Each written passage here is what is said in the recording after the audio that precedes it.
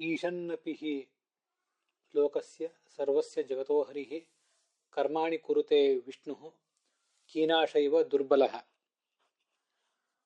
ಇದೀಗ ನಾವು ಉದ್ಯೋಗ ಪರ್ವದ ಸಾರಾಂಶವನ್ನು ನೋಡಬೇಕು. ಉದ್ಯೋಗ ಪರ್ವ ನಮ್ಮ ಗುರುಗಳೇ ಆದಂಥ ನನಗೆ ಯಜುರ್ವೇದದ ಪಾಠವನ್ನು ಮಾಡಿರುವಂಥ ಆಗ ಪೇಜಾವರ ಕಿರಿಯ ಶ್ರೀಪಾದರಾಗಿದ್ದಂಥ ಈಗ ಪೇಜಾವರ ಹಿರಿಯ ಸ್ವಾಮಿಗಳೇ ಆಗಿರುವಂಥ ಪೀಠಾಧ್ಯಕ್ಷರಾಗಿರುವಂಥ ವಿಶ್ವಪ್ರಸನ್ನ ತೀರ್ಥರ ಆಶೀರ್ವಚನದೊಂದಿಗೆ ಪ್ರಾರಂಭ ಆಗಿತ್ತು. ದೊಡ್ಡ ಗುರುಗಳು ಬಂದಾಗ ಚಿಕ್ಕ ಗುರುಗಳು ಕೂಡ ನಮ್ಮ ಮಠಕ್ಕೆ ಬಂದಿದ್ರು. ಉದ್ಯೋಗ ಪರ್ವ ಪ್ರಾರಂಭ ಆಗೋದಕ್ಕಿಂತ ಮುಂಚೆ ಅವರು ನಮಗೆ ಕೊಟ್ಟಂಥ ಆಶೀರ್ವಚನವೂ ಕೂಡ ಅಲ್ಲಿ ಸೇರಿ ಹೋಗಿದೆ. ನಾನೀಗ ಹೇಳಿದ ಶ್ಲೋಕ, ಮಂಗಳ ರೂಪದಲ್ಲಿ ಹೇಳಿದ ಶ್ಲೋಕ, ಇದು ಉದ್ಯೋಗ ಪರ್ವದ ಶ್ಲೋಕ. ಆಚಾರ್ಯರು ಭಾಗವತ ತಾತ್ಪರ್ಯ 1ನೇ ಅಧ್ಯಾಯ 1ನೇ ಸ್ಕಂದ 2ನೇ ಅಧ್ಯಾಯ ಅಲ್ಲಿ 2ನೇ ಶ್ಲೋಕದ ರೂಪದಲ್ಲಿ ಹೇಳಿರುವ ಭಾಗ ಇದು. ಟಿ.ಆರ್. ಕೃಷ್ಣಾಚಾರ್ಯರ ಪಾಠದಲ್ಲಿ 67ನೇ ಅಧ್ಯಾಯ 14ನೇ ಶ್ಲೋಕದ ರೂಪದಲ್ಲಿ ಇದೆ. ಆದರೆ ಅದು ಸ್ವಚ್ಛವಾದ ರೂಪದಲ್ಲಿ ಇಲ್ಲ. ಭಾಗವತ ತಾತ್ಪರ್ಯದಲ್ಲಿ ಇದೆ. ಇನ್ನೊಂದು ಸ್ವಲ್ಪ ಬದಲಾವಣೆ ಇದೆ. ಇನ್ನೊಂದು ಶ್ಲೋಕ ಇದೆ, ಅದು ತಾತ್ಪರ್ಯ ನಿರ್ಣಯದಲ್ಲಿದೆ. ಆದರೆ ಅದು ಉದ್ಯೋಗ ಪರ್ವದ್ದು ಇರ್ಲಿಕ್ಕಿಲ್ಲ, ಮತ್ತಾವುದು ಮಹಾಭಾರತದಲ್ಲಿ ಮತ್ತೊಂದು ಕಡೆ ಬಂದದ್ದು ಇದ್ದಿರಬೇಕು ಅಂತ ಕಾಣಿಸ್ತದೆ. ಅಂತೂ ಭಾಗವತ ತಾತ್ಪರ್ಯದಲ್ಲಿ ಬಂದ ಶ್ಲೋಕ ಶುದ್ಧವಾದ ರೂಪದಲ್ಲಿದೆ. ಅದನ್ನ ಇತ್ತೀಚ ಉದ್ಯೋಗಿ ಅಂತ ಆಚಾರ್ಯರು ಹೇಳೇ ಇದ್ದಾರೆ. ಅದು ಈ ಉದ್ಯೋಗ ಪರ್ವದ ಸಾರಾಂಶವನ್ನು ತಿಳಿಸುವಂತ ಶ್ಲೋಕ.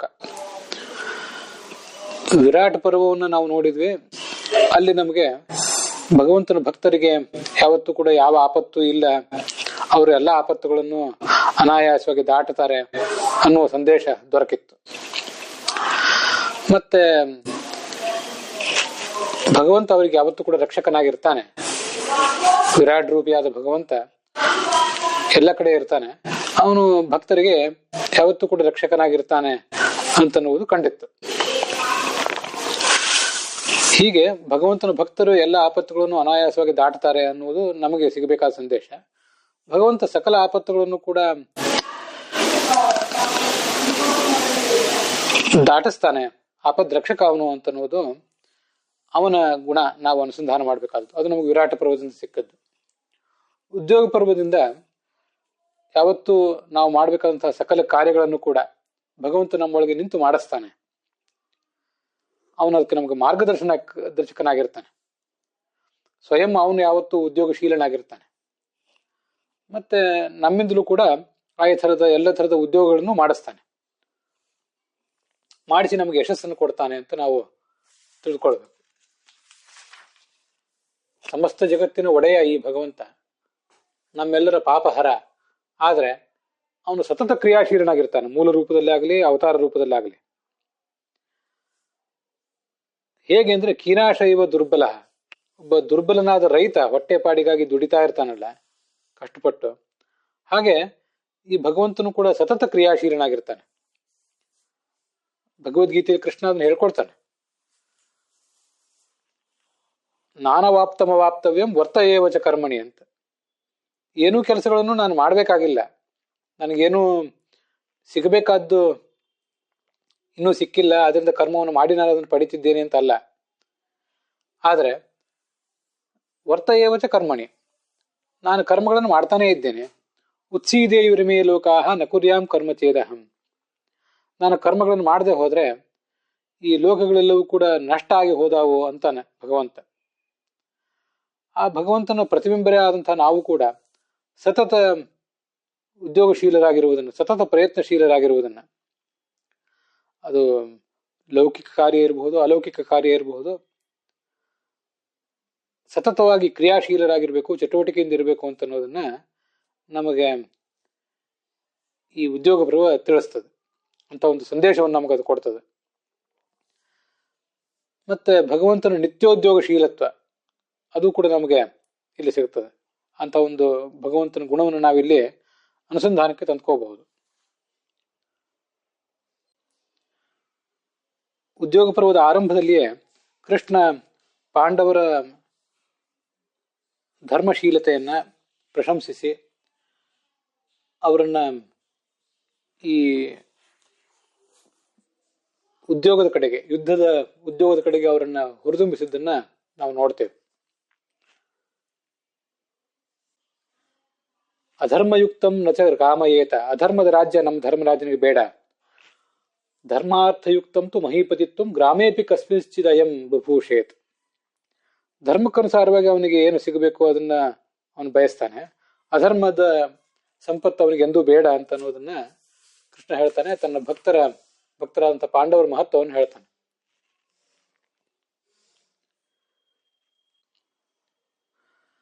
ದುರ್ಯೋಧನ ಮತ್ತೆ ಅರ್ಜುನ ಇಬ್ಬರು ಕೂಡ ಕೃಷ್ಣನ ಸಹಾಯಕ್ಕಾಗಿ ಬರುವುದು, ಅರ್ಜುನ ಕೃಷ್ಣನನ್ನೇ ನೀನು ನಮ್ಮ ಬಳಿಗೆ ನಮಗೆ ಸಹಾಯಕನಾಗಿ ಬರಬೇಕು ಅಂತ ಕೇಳುವುದು, ದುರ್ಯೋಧನ ಮಾತ್ರ ಕೃಷ್ಣನ ಮೂಲಕ ಒಂದು ದೊಡ್ಡ ಯಾದವರ ಸೈನ್ಯವನ್ನ ತನ್ನ ಕೌರವದ ಸೈನ್ಯದ ಭಾಗವಾಗಿ ಸ್ವೀಕಾರ ಮಾಡುವುದು. ಆ ರೀತಿಯಾಗಿ ಕೃಷ್ಣನನ್ನು ಮರೆತಂತಹ ದುರ್ಯೋಧನ ಹೀಗೆ ಮೂರ್ಖನಾಗಿ ಕೊನೆಗೆ ವಿಫಲನಾಗುವುದನ್ನ ನಾವಿಲ್ಲಿ ತಿಳ್ಕೊಳ್ತೇವೆ. ಭಗವಂತನನ್ನು ಸ್ವೀಕಾರ ಮಾಡಿದವರಿಗೆ ಜಯ, ಭಗವಂತನನ್ನು ಬಿಟ್ಟವರಿಗೆ, ಭಗವಂತನನ್ನು ತ್ಯಾಗ ಮಾಡಿ ಮತ್ತೇನನ್ನು ಬಯಸಿದವರಿಗೆ ವೈಫಲ್ಯ ಅಂತ ಅನ್ನೋದು ಕಟ್ಟಿಟ್ಟ ಬುತ್ತಿ ಅಂತ ನಾವು ಇದನ್ನು ತಿಳ್ಕೊಳ್ಬೇಕಾದಂತಹ ಒಂದು ಸಂದೇಶ.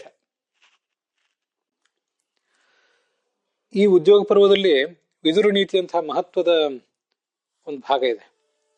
ಸನತ್ ಸುಜಾತಿಯಾದಂತಹ ಮತ್ತೊಂದು ಭಾಗವೂ ಇದೆ. ಅದನ್ನೆಲ್ಲ ಹೇಳಲಿಕ್ಕೆ ಕೂತ್ರೆ ಅದಕ್ಕೆ ಪ್ರತ್ಯೇಕ ಒಂದು ಎಪಿಸೋಡೇ ಬೇಕಾಗ್ತದೆ. ಅದನ್ನ ಇಲ್ಲಿ ಹೇಳುವುದು ನನ್ನ ಉದ್ದೇಶ ಅಲ್ಲ. ಅದಕ್ಕೆಲ್ಲ ಪ್ರತ್ಯೇಕ ಪ್ರವಚನಗಳನ್ನು ಮಾಡಿಬಿಟ್ಟಿದ್ದೇನೆ ಹಿಂದೆ. ಮತ್ತೊಂದು ಪ್ರಸಂಗ ಬಂದಾಗ ಅದನ್ನ ಹೇಳುವ ಪ್ರಯತ್ನ ಮಾಡ್ತೇನೆ.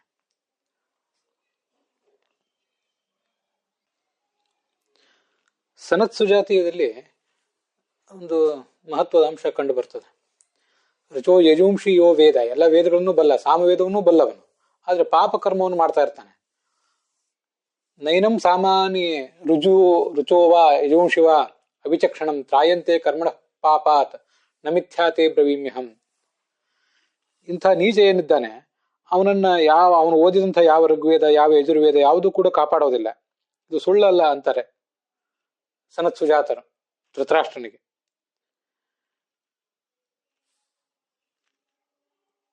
ನೈನಂ ಛಂದಾಂಸಿ ಋಜನಾತ್ತಾರಯಂತಿ ಮಾಯಾವಿನಂ ಮಾಯಾ ವರ್ತಮಾನಂ ನೀಡಂ ಶಕುಂತಾಯುವ ಜಾತಪಕ್ಷಾಹ ಛಂದಾಂಸೇನಂ ಪ್ರಜಹಂತ್ಯಂತ ಕಾಲೆ.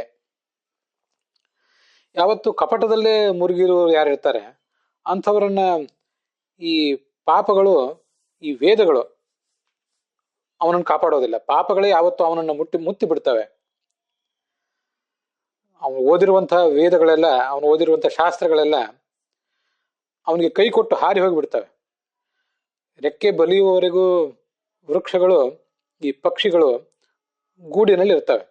ಒಮ್ಮೆ ರೆಕ್ಕೆ ಬಲ್ತು ಬಿಟ್ರೆ ಅವೆಲ್ಲ ಹಾರಿ ಹೋಗಿಬಿಡ್ತವೆ.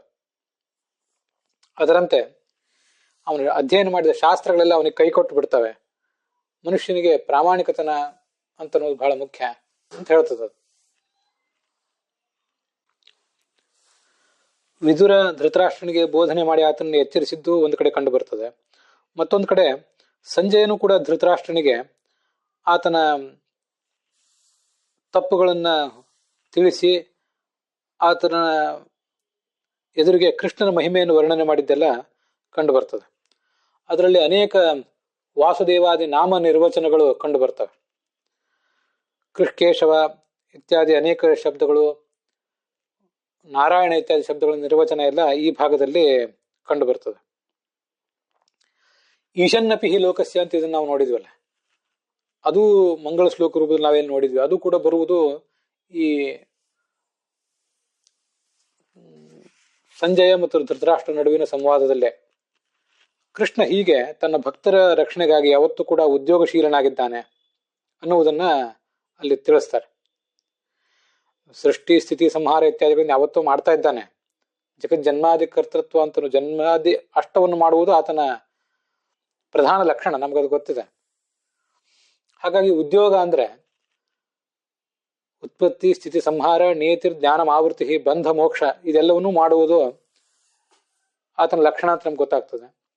ಅದ್ರ ಜೊತೆಗೆ ಸ್ಥಿತಿ ಅಂತ ಅಲ್ಲೇ ಇದೆಯಲ್ಲ, ಭಕ್ತರ ಪಾಲನ, ಅದನ್ನು ಭಗವಂತ ಯಾವತ್ತೂ ಕೂಡ ಮಾಡ್ತಾ ಇರ್ತಾನೆ.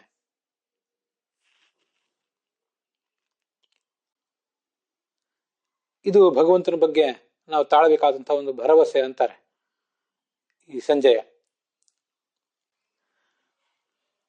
ಇಲ್ಲಿ ಸರ್ವಮೂಲದಲ್ಲೇ ಕರ್ಮ ನಿರ್ಣಯದಲ್ಲಿ ಉದ್ಧೃತವಾದ ಮತ್ತೊಂದು ಶ್ಲೋಕ, ತುಂಬಾ ಸುಂದರವಾದ ಶ್ಲೋಕ.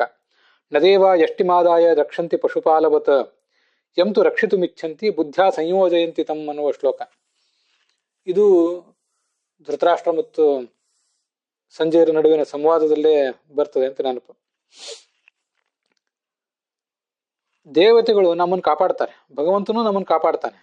ಹೇಗೆ ಅಂದ್ರೆ, ಅವ್ರು ಕಾಪಾಡುವಾಗ ನಮ್ಮ ಎದುರಿಗೆ ಬಂದು ನಿಂತು ಒಂದು ದಂಡವನ್ನು ಹಿಡ್ಕೊಂಡು ಯಾವತ್ತೂ ನಮ್ಮ ಎದುರಿಗೆ ನಮಗೆ ಕಾಣುವಂತೆ ನಮ್ಮನ್ನು ಅವನು ರಕ್ಷಿಸೋದಿಲ್ಲ. ದನ ಕಾಯುವವರು ಎಮ್ಮೆ, ದನ, ಆಕಳು ಮೊದಲಾದವುಗಳನ್ನ ಒಂದು ಎಷ್ಟಿ ಅಂದ್ರೆ ದೊಣ್ಣೆಯನ್ನು ಹಿಡ್ಕೊಂಡು ಕಾಯ್ತಾ ಇರ್ತಾರೆ. ಹಾಗೆ ಭಗವಂತ ನಮ್ಮನ್ನು ಪ್ರತ್ಯಕ್ಷವಾಗಿ ಕಾಯೋದಿಲ್ಲ. ಆದರೆ ಯಾವ ವ್ಯಕ್ತಿಯನ್ನು ರಕ್ಷಿಸಬೇಕು ಅಂತ ಭಗವಂತನಿಗೆ ಬುದ್ಧಿ ಬರ್ತದೆ, ಆಗ ಬುದ್ಧ ಸಂಯೋಜಯಂತಿ ತಮ್ಮ, ಅವನಿಗೆ ಸದ್ಬುದ್ಧಿ ಕೊಡ್ತಾನೆ ಭಗವಂತ. ದೇವತೆಗಳು ಕೊಡ್ತಾರೆ. ಆಗ ಆ ಸದ್ಬುದ್ಧಿಯನ್ನು ದೇವತೆಗಳು ಭಗವಂತ ಕೊಟ್ಟಂತ ಸದ್ಬುದ್ಧಿಯನ್ನು ಪಡೆದು ಆ ವ್ಯಕ್ತಿ ಉದ್ಧಾರದ ಮಾರ್ಗವನ್ನು ಹಿಡಿತಾನೆ. ಅಲ್ಲೇ ಮತ್ತೊಂದು ಶ್ಲೋಕ ಇದೆ ಉದ್ಯೋಗ ಪರ್ವದಲ್ಲೇ, ಅದು ಆಚಾರ್ಯರು ಸರ್ವಮೂಲದಲ್ಲಿ ಉದ್ಧೃತ ಮಾಡಿದ್ದಲ್ಲ, ಆದ್ರೂ ಆ ಶ್ಲೋಕನೂ ಚೆನ್ನಾಗಿದೆ, ಅದನ್ನು ನಾವು ತಿಳ್ಕೊಳ್ಬೇಕು. ಯಸ್ಮೈ ದೇವ ಪ್ರಯಚ್ಛಂತಿ ಪುರುಷಸ್ಯ ಪರಾಭವಂ ಬುದ್ಧಿಂ ತಸ್ಯಾಪಕರ್ಷಂತಿ ಸೋವಾಚೀನಾನಿ ಪಶ್ಯತಿ ಅಂತ. ಯಾವುದಾದ್ರೂ ವ್ಯಕ್ತಿಗೆ ಸೋಲು ಉಣಿಸಬೇಕು ಅಂತ ಭಗವಂತ, ದೇವತೆಗಳು ಮೊದಲಾದವರು ತೀರ್ಮಾನ ಮಾಡಿದರೆ ಬುದ್ಧಿಂ ತಸ್ಯಾಪಕರ್ಷಂತಿ, ಅವನ ಬುದ್ಧಿಯನ್ನು ಅವರು ಸೆಳ್ಕೊಂಡು ಬಿಡ್ತಾರೆ. ಸಹ ಅವಾಚೀನಾನಿ ಪಶ್ಯತಿ, ಅವನಿಗೆಲ್ಲವೂ ತಿರುವು ಮುರುವಾಗಿ ಉಲ್ಟಾಗಿ ಕಾಣ್ಲಿಕ್ಕೆ ಶುರು ಮಾಡ್ತದೆ, ಅವನು ಪತನದ ದಾರಿ ಹಿಡಿತಾನೆ. ಭಗವಂತ ದೇವತೆಗಳೆಲ್ಲ ಸೇರಿ ಪಾಂಡವರಿಗೆ ಸದ್ಬುದ್ಧಿ ಕೊಟ್ಟರು, ಅವರು ಸನ್ಮಾರ್ಗ ಹಿಡಿದ್ರು. ಕೌರವರಿಗೆ ಅವರು ದುರ್ಬುದ್ಧಿಯನ್ನೇ ಕೊಟ್ಟರು, ಅವರು ದುರ್ಬುದ್ಧಿಯನ್ನೇ ಹಿಡಿದ್ರು. ಕೌರವರ ದುಷ್ಟ ಸ್ವಭಾವ ಆದ್ರೆ ಹಿನ್ನೆಲೆ, ಪಾಂಡವರ ಸತ್ಸ್ವಭಾವವೇ ಅವರಿಗೆ ಹಿನ್ನೆಲೆ. ಇಂಥದ್ದು ಒಂದು ಶ್ಲೋಕ. ದೇವತೆಗಳನ್ನು ಸ್ತುತಿಸ್ಲಿಕ್ಕೆ ನಾವು ದೇವತೆಗಳಿಗೆ ಮಂಗಳಾರತಿ ಮಾಡುವಾಗ ದೇವತೆಗಳಿಗೆ ಭಗವಂತನಿಗೆ, ಭಗವತಿಗೆ, ಮುಖ್ಯ ಪ್ರಾಣನಿಗೆ, ಭಾರತೀ ದೇವಿಗೆಲ್ಲ ನಮಸ್ಕಾರ, ಮಂಗಳಾರತಿ ಇತ್ಯಾದಿಗಳನ್ನು ಮಾಡ್ತೇವೆ. ಒಟ್ಟಾರೆ ಎಲ್ಲಾ ದೇವತೆಗಳಿಗೆ ನಾವೇನು ನಮಸ್ಕಾರ, ಮಂಗಳಾರತಿ ಇತ್ಯಾದಿಗಳನ್ನು ಮಾಡುವಾಗ ಹೇಳಬಹುದಾದಂಥ ಒಂದು ಅದ್ಭುತವಾದ ಶ್ಲೋಕ ಇದು, ಕರ್ಮ ನಿರ್ಣಯದಲ್ಲಿ ಬಂದದ್ದು. ಅದ್ರ ಜೊತೆಗೆ ಬಂದಿರುವಂಥದ್ದು ಉದ್ಯೋಗ ಪರ್ವದಲ್ಲೇ ಇನ್ನೊಂದು ಶ್ಲೋಕ. ಸೋಲು ಉಣಿಸಬೇಕು ಅಂತ ಆದಾಗ ದುರ್ಬುದ್ಧಿ ಕೊಡ್ತಾರೆ, ಗೆಲುವಿನ ರುಚಿ ತೋರಿಸ್ಬೇಕು ಅಂತ ಇದ್ದಾಗ ಸದ್ಬುದ್ಧಿ ಕೊಡ್ತಾರೆ ದೇವತೆಗಳು ಮತ್ತೆ ಭಗವಂತ. ತುಂಬಾ ಅದ್ಭುತವಾದ ಮಾತದು.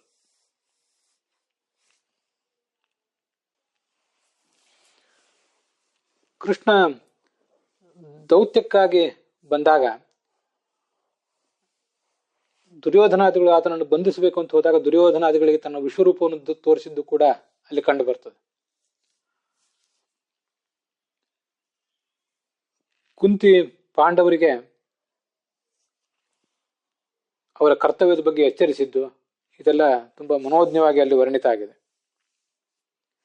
ಈ ಉದ್ಯೋಗ ಪರ್ವವನ್ನ ಶ್ರವಣ ಮಾಡಬೇಕು. ಅಲ್ಲೊಂದು ವಿದುಲೋಪಾಖ್ಯಾನ ಅಂತಿದೆ, ಅಲ್ಲಿಯೂ ಕೂಡ ಒಬ್ಬ ತಾಯಿ ತನ್ನ ಮಗನಿಗೆ ಕರ್ತವ್ಯದ ಬಗ್ಗೆ ಬೋಧನೆ ಮಾಡಿದ್ದು ಕಂಡು ಬರ್ತದೆ, ವಿದುಲ ಅಂತನ್ನುವಳು. ಅದನ್ನೆಲ್ಲ ಎಲ್ಲ ಏಳಿಗೆಯನ್ನು ಬಯಸುವವರು, ಪ್ರಯತ್ನಶೀಲರಾಗಬೇಕು ಅಂತ ಬಯಸ್ತಾ ಇದ್ದಂಥವ್ರು, ಸಂಪತ್ತನ್ನು ಬಯಸುವಂಥವ್ರು ಅದನ್ನೆಲ್ಲ ಕೇಳಬೇಕು ಅಂತ ವರ್ಣನೆ ಮಾಡ್ತಾರೆ. ಅದರ ಫಲಶ್ರುತಿನೇ ಹಾಗಿದೆ. ಉದ್ಯೋಗ ಪರ್ವದ ಫಲಶ್ರುತಿನೇ ಹಾಗೆ. ಜಡರಾದಂಥ ನಮ್ಮಲ್ಲಿ ಚೈತನ್ಯವನ್ನ ತುಂಬಿ ನಮ್ಮನ್ನ ಉದ್ಧಾರದ ಮಾರ್ಗದ ಕಡೆಗೆ ತೆಗೆದುಕೊಂಡು ಹೋಗುವುದು ಭಗವಂತ ಮತ್ತು ಉಳಿದ ದೇವತೆಗಳ ಒಂದು ಮಹಾಗುಣ. ಅದನ್ನು ನಾವು ಅನುಸಂಧಾನ ಮಾಡಬೇಕು.